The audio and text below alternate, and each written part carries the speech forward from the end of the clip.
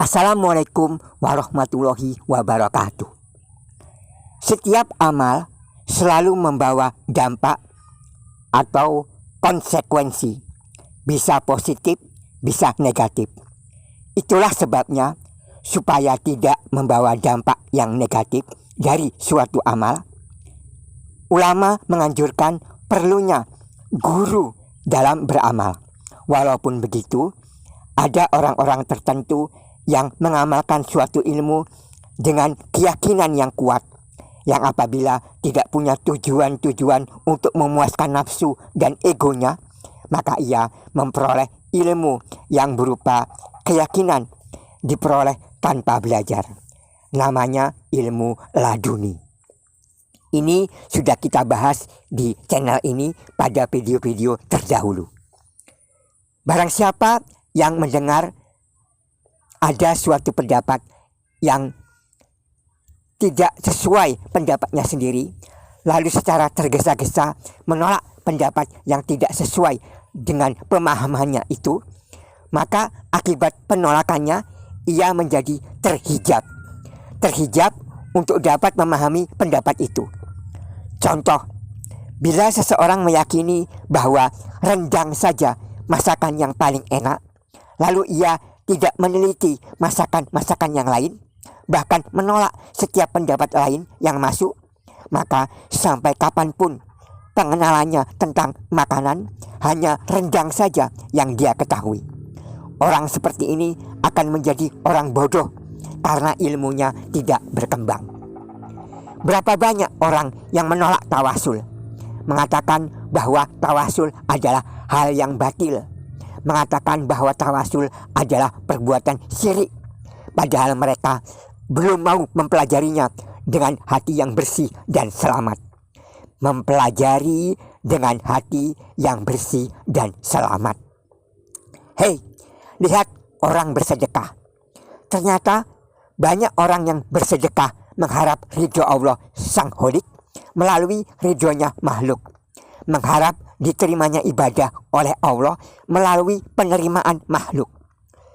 Orang berkurban di hari raya Idul Adha pakai daging, pakai kulit, tetapi yang diterima bukan daging atau kulit, tetapi ketakwaan. Berarti orang berkurban telah bertawasul dengan dagingnya dan kulitnya hewan itu. Orang yang bersalah kepada orang lain, taubatnya tidak akan diterima oleh Allah sebelum ia dimaafkan oleh orang lain itu. Maaf dari orang lain itu adalah menjadi wasilahnya. Bahkan mereka juga mengharap ridho Allah melalui ridho kedua orang tuanya. Ridho orang tua menjadi tawasul untuk mengharap ridho Allah. Seperti itulah hakikat dari tawasul. Seorang mursyid, kadang dipanggil dengan syekh, adalah seorang guru spiritual yang telah menguasai ilmunya dengan baik, telah teruji akhlaknya secara praktek dalam kehidupan sehari-hari, bahkan secara spiritual telah mendapat mandat dari guru yang sebelumnya untuk menjadi guru yang berikutnya. Ia menjadikan tawasul sebagai jalan untuk memasuki fasilitas ibadah yang dibentangkan oleh Allah dengan berdasarkan kepada Al-Quran, Sunnah Nabi, dan pengalaman pribadinya. Secara lahir, tawasul dilaksanakan untuk menyamakan, menseragamkan amalan-amalan ibadah lahir yang dilaksanakan oleh kita semua, yaitu guru dan muridnya. Sedangkan secara batin, tawasul adalah melaksanakan interaksi rohani antara murid dengan para guru mursyid, baik yang masih hidup maupun yang sudah wafat. Ibadah itu harus khusyuk, hanya memikirkan Allah saja. Tetapi karena manusia punya otak dan punya nafsu, otak dan nafsu itu menyebabkan konsentrasi menjadi pecah dan kehusyukan yang diharapkan menjadi buyar. Arah ibadah pun akhirnya menjadi berubah dari tujuan semula. Misalnya, salawat yang tadinya diniatkan sebagai cinta dan rindu kepada Rasulullah berubah menjadi karena kepingin banyak rezeki. Ini ilmu rasa. Untuk mencapai rasa, orang perlu latihan. Jika belum pernah latihan, maka perlu dibimbing oleh orang yang sudah berpengalaman lama dalam menjalani latihan itu. Seseorang akan mudah memperolehnya apabila menghadirkan karakter guru-guru dalam rasa dan nuansa. Seakan-akan ibadah itu sedang dikerjakan bersama-sama dengan para guru-guru mursyidnya. Dengan cara ini, berkat kekuatan rohaniah yang telah terkondisi secara komunitas jemaah, ibadah yang sedang dijalankan mudah menjadi khusyuk dan tenang tumakninah secara permanen. Tawasul adalah melaksanakan hubungan secara rohaniah, interaksi rohaniah dengan orang lain dalam rangka beribadah secara bersama-sama, beribadah secara berjamaah dalam rangka mengambil jalan untuk sampai kepada Allah, untuk wusul kepada Allah, serta bersama-sama dalam rasa. Allah berfirman dalam surah Al-Maidah ayat 35. Hai orang-orang yang beriman, bertakwalah kepada Allah dan carilah jalan yang mendekatkan diri kepadanya. Al-Quran surah At-Taubah ayat 119. Hai orang-orang yang beriman, bertakwalah kepada Allah dan hendaklah kamu bersama orang-orang yang sidik. Quran surah Al-Baqarah ayat 43. Dan dirikanlah salat, tunaikanlah zakat, dan rukuklah bersama orang-orang yang rukuk. Orang yang sombong menolak bertawasul. Orang yang sombong tidak mau memberi penghormatan kepada orang yang ditawasuli. Lihatlah iblis menolak bersujud kepada Adam.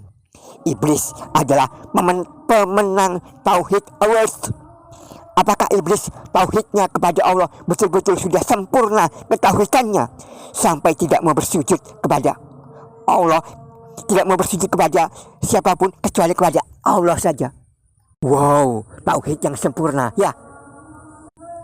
Orang yang sombong, hawa nafsunya merasa berat untuk bertawasul. Katanya, mengapa orang bertawasul kepada Syekh Abdul Qadir Al-Jailani, tidak kepada sahabat Abu Bakar? Lebih mulia mana Syekh Abdul Qadir Al-Jailani dibanding sahabat Rasulullah yang paling utama itu? Saya balik bertanya, kalau kamu disuruh bertawasul ditujukan kepada sahabat Abu Bakar, mau apa enggak kamu melakukannya? Maukah kamu bertawasul kepada Abu Bakar As-Siddiq, sahabat Rasulullah? Contoh lain, hadis riwayat Muslim. Rasulullah bersabda, barang siapa yang meminta kepada Allah, aku sebagai wasilahnya, maka pasti ia akan mendapatkan syafaatku pada hari kiamat. Quran surah Al-Baqarah ayat 154. Dan janganlah kamu mengatakan bahwa orang yang telah gugur di jalan Allah itu mati. Bahkan sebenarnya mereka hidup, tetapi kamu tidak bisa merasakannya. Kemudian, kalau kita pernah mendengar Allah di Sidratul Muntaha. Sidratul Muntaha itu bukan tempat, karena Allah tidak butuh tempat tinggal di Sidratul Muntaha. Sidratul Muntaha adalah suatu keadaan yang terjadi dalam jiwa seorang hamba. Keadaan tersebut tidak dapat digambarkan oleh siapapun dan dengan suatu apapun, baik ucapan maupun perasaan. Hanya seorang hamba yang pernah merasakannya, yang akan mampu mengetahui hakikatnya. Ada orang mengatakan tawasul itu haram, karena di saat kita sholat menghadap Allah, kita tidak boleh ingat atau membayangkan makhluk. Perhatikan, di saat kita sholat ada tahiyat awal, ada tahiyat akhir. Kita sholat menghadap Allah, tapi di dalam bacaan tahiyat ada kalimat Assalamu alaika ayyuhan nabiyyu warahmatullahi wabarakatuh. Assalamu alaika. Padahal kita sholat menghadap Allah, tapi kita mengucapkan Assalamu alaika, bukan Assalamu alaihi. Assalamualaikum ayuhan nabiyyu, artinya salam untukmu wahai nabi. Padahal kita sholat menghadap Allah.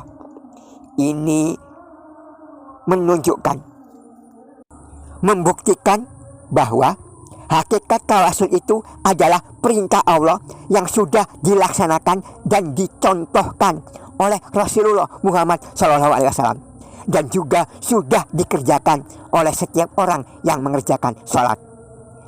Di saat kita sholat, rasio mengajak jalan-jalan atau berhayal. Maka rasio dikendalikan. Misalnya, daripada mengingat-ingat kunci lemari yang hilang, dikendalikan dengan mengingat guru-guru ruhania yang pernah mengajari kita sholat. Rasulullah bersabda, "Sholatlah kamu sebagaimana kamu melihatku sholat." Lalu, kapan kita pernah melihat Rasulullah mengerjakan sholat secara fisik sehingga sholat beliau dapat dibayangkan dalam rasional kita?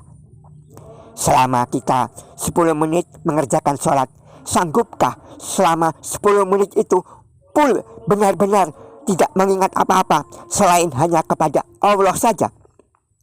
Tidak usah sok-sokan kau, tidak usah sok suci. Jangan sombong menganggap dirimu selalu bisa khusyuk 1000%. Apakah kalau di dalam sholatnya orang mengingat kota Mekah atau ingat sandal yang diletakkan di teras masjid, itu berarti telah berbuat syirik? Kalau benar, kasih tahu saya, siapakah orang di dunia ini yang tidak pernah syirik di saat mengerjakan sholat? Allah berfirman dalam Al-Quran surah An-Najm ayat 39 hingga 40. Dan bahwasanya manusia tiada memperoleh selain apa yang sudah diusahakannya, dan bahwasanya usahanya akan diperlihatkan. Berarti bila kita sedang mengerjakan suatu amal, berarti kita sedang menyusun dan membangun sebab-sebab. Selanjutnya Allah akan menciptakan akibat sebagai pahala yang dijanjikan. Nabi Muhammad pernah bersabda, "Masa hidupku adalah kebaikan bagimu. Kalian berbicara padaku dan aku berbicara pada kalian. Masa matiku adalah kebaikan bagimu. Amal-amal kalian disampaikan kepadaku. Ketika aku melihat amal kalian yang baik, maka aku memuji kepada Allah. Dan apa-apa yang kulihat dari amal kalian yang jelek, maka aku memohon ampunan kepada Allah untuk kalian." Dari Ibnu Abbas menceritakan bahwa Rasulullah juga bersabda, "Barang siapa berjalan di kubur temannya yang beriman, yang ia kenal, dan ia mengucapkan salam, maka temannya akan mengetahui dan menjawab salam." Dari Aisyah radhiyallahu anha menceritakan bahwa Rasulullah bersabda, "Barang siapa berziarah kubur temannya, maka temannya itu akan merasa senang sampai ia berdiri."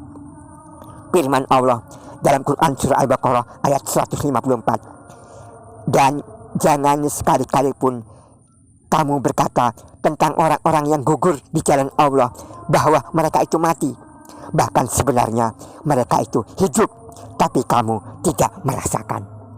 Assalamualaikum warahmatullahi wabarakatuh.